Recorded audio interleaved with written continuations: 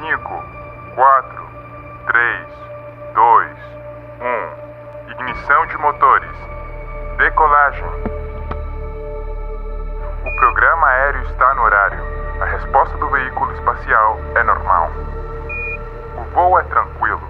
Pouquíssimas turbulências.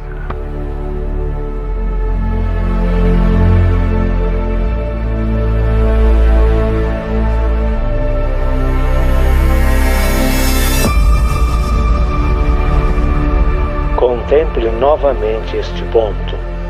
É aqui, é o nosso lar, somos nós.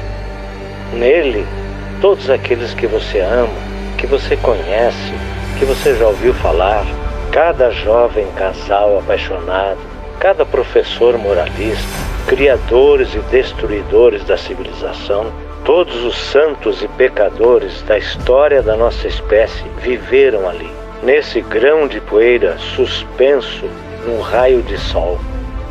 Talvez não exista maior comprovação da loucura das vaidades humanas do que esta distante imagem do nosso minúsculo mundo.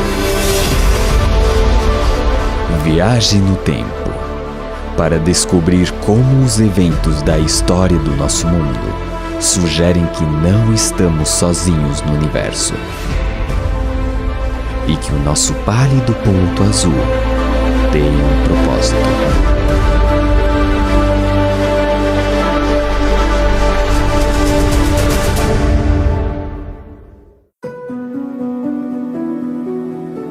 Milhares de anos atrás, em uma área hoje conhecida como o berço da civilização, um rei ambicioso teve uma experiência que moldaria o mundo no futuro.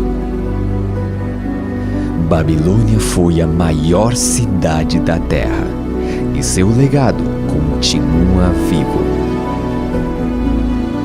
Passando pela imponente Porta de Ishtar, os viajantes encontraram uma cidade repleta de vida e cheia de ouro e riquezas.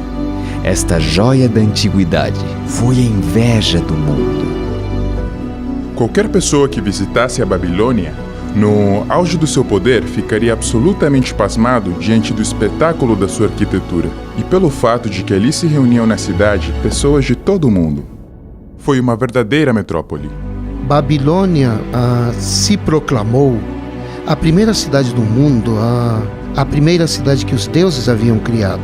E essa presunção reflete o fato de que realmente era uma metrópole de ordem e escala que o mundo nunca tinha visto antes. Certa noite, o rei da Babilônia, Nabucodonosor, foi despertado por um sonho incomum. Um jovem escravo hebreu, de nome Daniel, foi chamado para interpretar o sonho. Daniel, como muitas pessoas no mundo antigo, acreditava que os sonhos eram significativos e que Deus se comunicava, ou os deuses se comunicavam através dos sonhos. E Daniel acreditava que o seu Deus, o Deus dos hebreus, sabia o significado e a interpretação deste sonho. Em seu sonho, o rei viu uma estátua gigante feita de ouro, prata, bronze e ferro, com os pés de ferro misturado com barro. Daniel revelou que cada metal representava um poderoso império, que começava com Babilônia como a cabeça de ouro. Ele previu com precisão o surgimento e a queda dos impérios.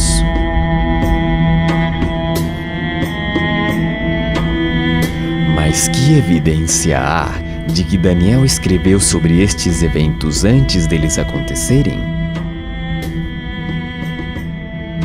Os manuscritos do Mar Morto contêm seções do livro de Daniel e são datados do século II a.C. O historiador judeu Joséfo conta que os escritos de Daniel foram apresentados a Alexandre o Grande quando visitou Jerusalém no século IV a.C. E os estudiosos têm demonstrado que o aramaico usado no livro de Daniel se encaixa perfeitamente ao aramaico do VI século a.C. A primeira vez que ouvi falar sobre este sonho, devo admitir que estava cético. Me refiro a que é difícil acreditar que mais de 2000 anos de história humana foram antecipadamente relatadas num sonho de somente 150 palavras. E eu fui confrontado com a ideia de que ou estamos lidando com algo que poderia ser uma farsa, uma mentira, ou algo sobrenatural está em jogo.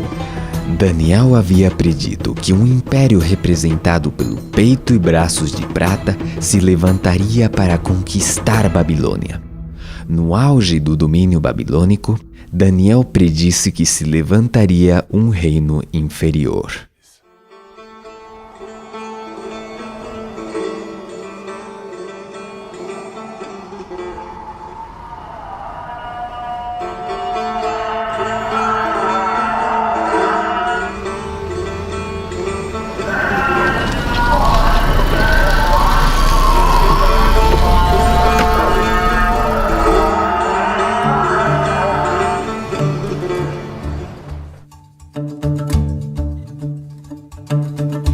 Meu nome é Atefa e vivo em Shiraz,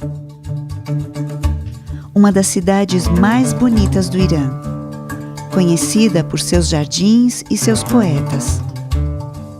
No meu tempo livre, adoro tirar fotos. Como mulher muçulmana, fico admirada cada vez que venho nessa mesquita.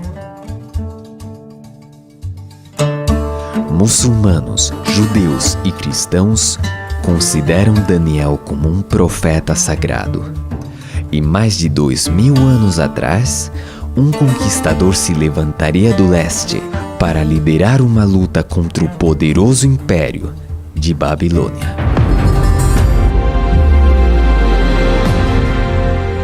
Por alguns anos antes da queda de Babilônia, os babilônios sabiam que o rei do que eles chamavam Parso ou Pérsia, um homem chamado Ciro, estava conquistando grandes partes do mundo além das suas fronteiras.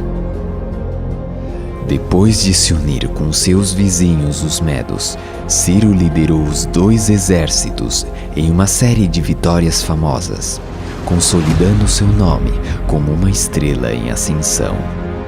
Mas essa ascensão não estaria completa sem a conquista de Babilônia. Heródoto retrata Ciro como o modelo de um grande conquistador e Babilônia como a maior conquista de Ciro, o prêmio supremo. E era o prêmio supremo porque era o osso mais duro de roer. Babilônia era uma poderosa fortaleza. Suas paredes maciças, de fosso profundo e imponentes portões impossibilitavam a conquista de qualquer força invasora. Confrontados por muralhas que não podiam ser violadas, as tropas persas identificaram o rio Eufrates como ponto de entrada. Desviando a corrente rio acima, as tropas de Ciro puderam marchar ao longo do leito do rio, por baixo dos portões, até o coração da cidade.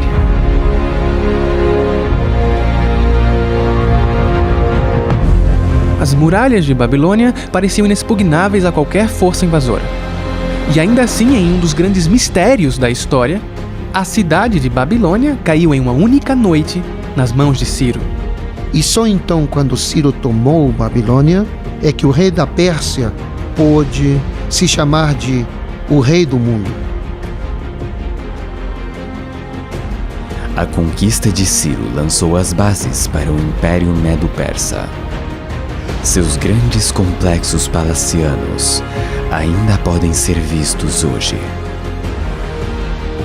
Quando percorro as ruínas dessas cidades antigas, sinto uma forte ligação com o passado.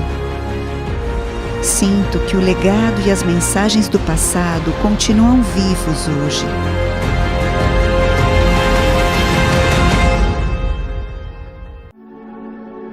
Depois de conquistar o que parecia ser o mundo inteiro, Ciro morreu em batalha. Sua tumba é um testemunho permanente do seu legado. Hoje, Ciro ainda é reconhecido como um dos maiores heróis do nosso país. O império que ele criou foi construído sobre a base do respeito pelos outros e um desejo de paz permanente. Eu acho que é algo que todos nós queremos.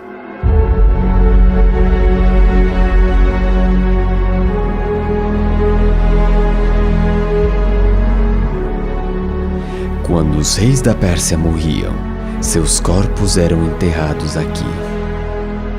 Sua altura significativa era um símbolo apropriado de seu domínio e força.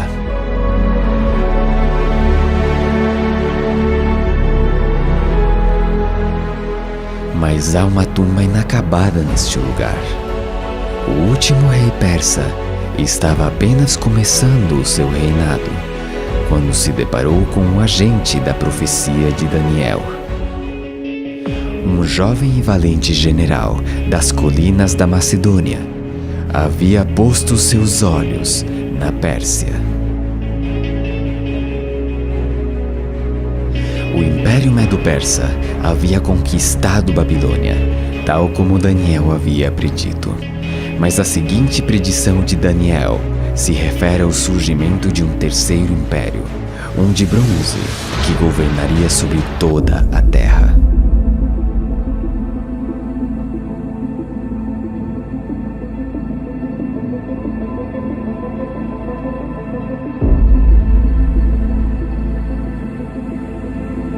Escalar aqui é uma espécie de tradição que passa de pai para filho.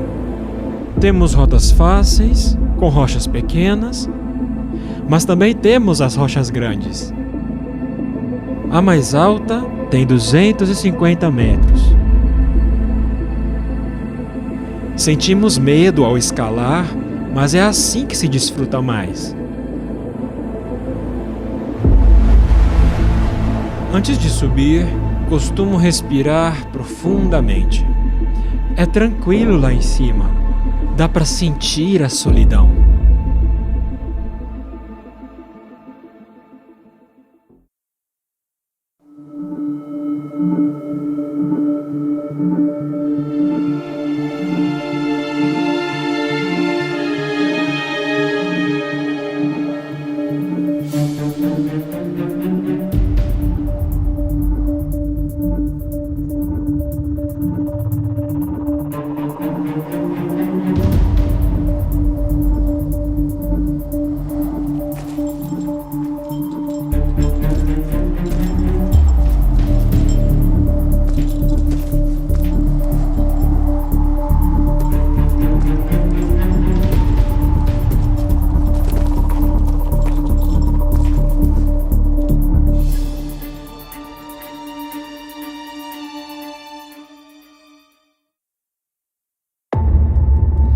Hoje os mosteiros adornam os picos desses penhascos escarpados.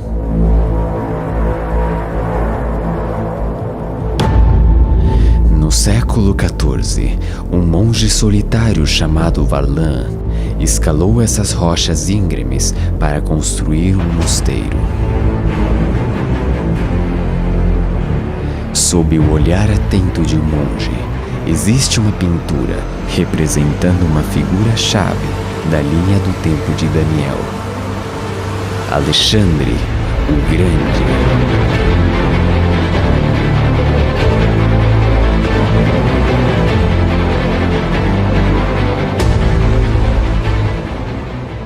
Alexandre nasceu no pequeno estado da Macedônia.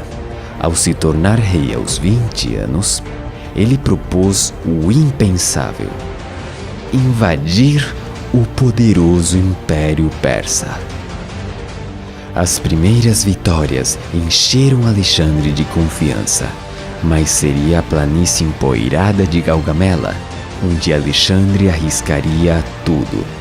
Ele invade a Mesopotâmia, no Iraque, consciente de que ao fazê-lo terá um império mundial em suas mãos se vencer. É isso mesmo. Esta seria absolutamente a batalha decisiva, porque quem a vencesse continuaria sendo o rei da Pérsia ou o novo rei da Pérsia. O rei persa lhe enviou uma oferta de paz, dizendo: fique com a metade ocidental e me deixe com a metade oriental, e assim ficamos em paz. E Parmênio, um de seus generais, lhe disse: se eu fosse você, aceitaria a oferta. E Alexandre respondeu: se eu fosse você, eu aceitaria.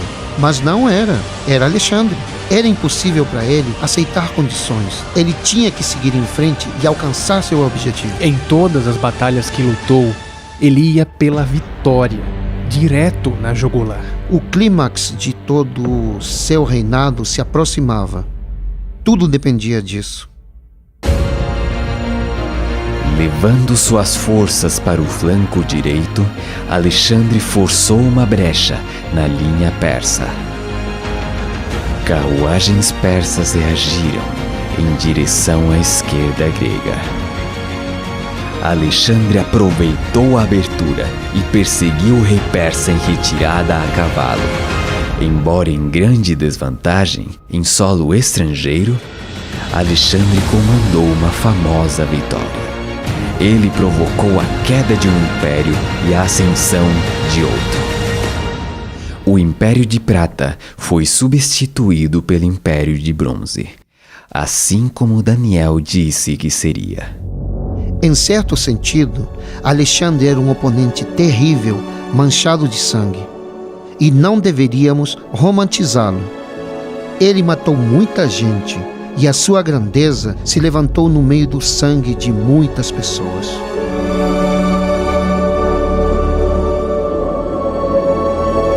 Alexandre se estabeleceria em Babilônia, no antigo palácio do rei Nabucodonosor. Mas ao refletir sobre suas conquistas, chorou, porque não havia mais terras para conquistar.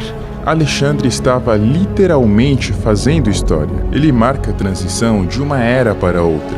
Sem a genialidade de Alexandre e sem a revolução militar que iniciou Felipe, seu pai, é perfeitamente possível imaginar um mundo onde o Império Persa ainda existisse. Em muitos sentidos, eu diria, assim como outros já disseram antes de mim, Alexandre Magno foi a sua própria maior criação. Seu império grego havia conquistado o mundo então conhecido com assombrosa velocidade. Um homem cumpriu a profecia de Daniel. Daniel previu que um quarto império tomaria o poder global. Finalmente haverá um quarto reino, forte como o ferro. E assim como o ferro despedaça tudo, também ele destruirá e quebrará todos os outros. Localizada no coração do mar Mediterrâneo, é uma cidade que passou da escuridão a se tornar o centro de um império global. Roma, Caput Mundi, capital do mundo.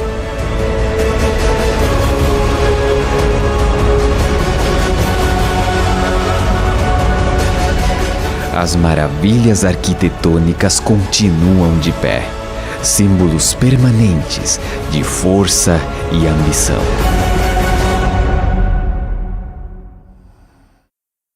Durante mais de 20 anos, Adriano Morabito estudou os alicerces do Império Romano, profundamente escondidos abaixo do solo.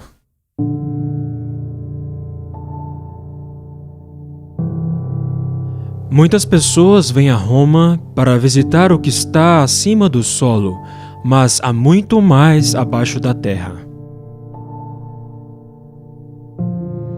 Roma era uma mega cidade do passado. A grandeza do Império Romano é devido à rede de estradas que foram feitas para conquistar os diferentes territórios e à construção de aquedutos adequados para cada cidade. Foram construídos aquedutos que possibilitaram o crescimento da cidade. E também se construíram estradas, as quais foram essencialmente, em outras palavras, como uma espécie de rede através do território conquistado. Existe um ditado muito conhecido que diz que todos os caminhos levam a Roma. Mas creio que seria melhor dizer que todos os caminhos saem de Roma. As estradas romanas levavam suprimentos e soldados para os confins do império, provocando carnificina e brutalidade por onde passavam. Quando as tropas ocidentais atacam, eles se gabam de quão poucas baixas foram infligidas. Quando Júlio César foi para Gália, ele se gabou de quantos havia matado. Mas o derramamento de sangue não estava restrito a terras estrangeiras. Os espectadores se reuniam no Coliseu para ver como milhares de pessoas eram assassinadas violentamente. Em muitos sentidos, a arena é a instituição romana por excelência. Esta foi uma expressão de sua virilidade e de sua superioridade sobre o mundo bárbaro e sobre o mundo natural. No auge do Império Romano, aproximadamente 1 em cada 5 pessoas do planeta viveu e morreu sob o domínio do imperador. Suas fronteiras estendiam-se do norte da África até a Britânia. Por volta de 476 d.C., as invasões bárbaras tinham reduzido as fronteiras do Império Romano a um tamanho não visto em 6 séculos. Havia predadores nas fronteiras. Os romanos os chamavam de bárbaros. Muitos deles foram dominados pelos romanos e perderam completamente sua liberdade. E obviamente se ressentiram e odiaram isso. Eles foram capazes de reagir e tomar posse de vastos territórios do Império Romano. Daniel antecipou que o Império Romano iria desmoronar por dentro. E quanto ao que viste dos pés e dos dedos, em parte de barro, em parte de ferro, o reino será dividido, por uma parte forte e por outra frágil. As tribos bárbaras dividiram o Império Romano, e essas novas nações estabeleceriam as bases para a futura Europa. Para os europeus, Roma era o fantasma que não desapareceria. E quando o imponente governo dos Césares desmoronou, havia pessoas que queriam restaurá-lo. De certa forma, poderíamos argumentar que o Império Romano nunca caiu realmente. E que nós, como europeus modernos, somos apenas os romanos atuais. A próxima predição de Daniel era que os reis e rainhas europeus procurariam reparar o império dividido por meio de alianças matrimoniais. Quanto ao que viste do ferro misturado com barro de lodo, misturar-se-ão mediante casamento, mas não se ligarão um ao outro, assim como o ferro não se mistura com o barro. À medida que o século XX se aproximava, muitos dos poderes políticos da Europa estavam vinculados por alianças matrimoniais. Mas as disputas familiares arrastariam a Europa através de 2 guerras mundiais. Milhões pereceriam à medida que líderes ambiciosos procurassem ressuscitar um império europeu. Determinados a nunca permitir que a Europa mergulhasse em outra guerra sangrenta, os líderes mundiais se uniram para assinar tratados de paz, abrindo caminho para o desenvolvimento da União Europeia, mas a tensão continua. Desde que as fronteiras abertas foram amuralhadas, os medos sociais e religiosos se espalharam pelas ruas. A desigualdade econômica, o desemprego crescente e o extremismo político estão ganhando terreno. Está claro, o ferro e o barro não se misturam. O sonho de Daniel contém 7 elementos proféticos: Babilônia, Medopérsia, Medopérsia, Grécia, Grécia, Roma, etc. E desses 7 elementos proféticos, 6 deles já aconteceram. Agora basta a força da lógica e das probabilidades que sugerem que, se 6 dos 7 elementos proféticos já ocorreram, é muito provável que o 7º também ocorra. Daniel predisse que o ouro da Babilônia passaria em mãos de outro.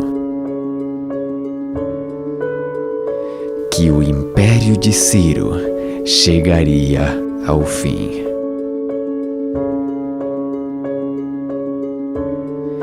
Que o egoísmo e a cobiça dos impérios do homem nunca poderiam ter sucesso.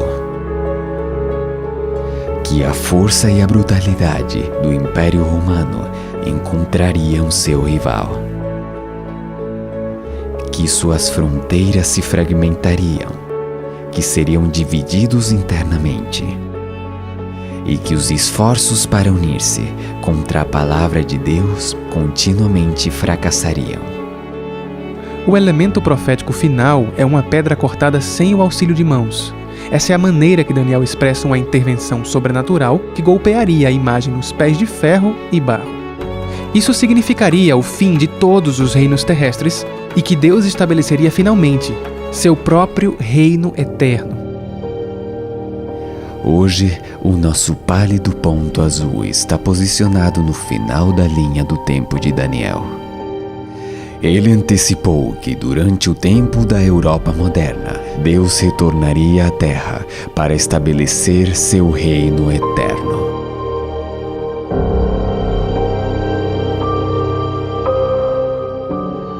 A Terra é um palco muito pequeno em uma imensa arena cósmica. Pensem nos rios de sangue derramados por todos os generais e imperadores, para que, na glória desse triunfo, pudessem ser os senhores momentâneos de uma fração desse mundo. A profecia de Daniel une as esperanças da humanidade e revela um Deus que se tornou parte do nosso mundo. As últimas palavras de Daniel para o rei foram de que o sonho era certo e sua interpretação fiel. Nossas vidas são muitas vezes caracterizadas por coisas que não são certas nem confiáveis. Enfrentamos o futuro com ansiedade e confusão.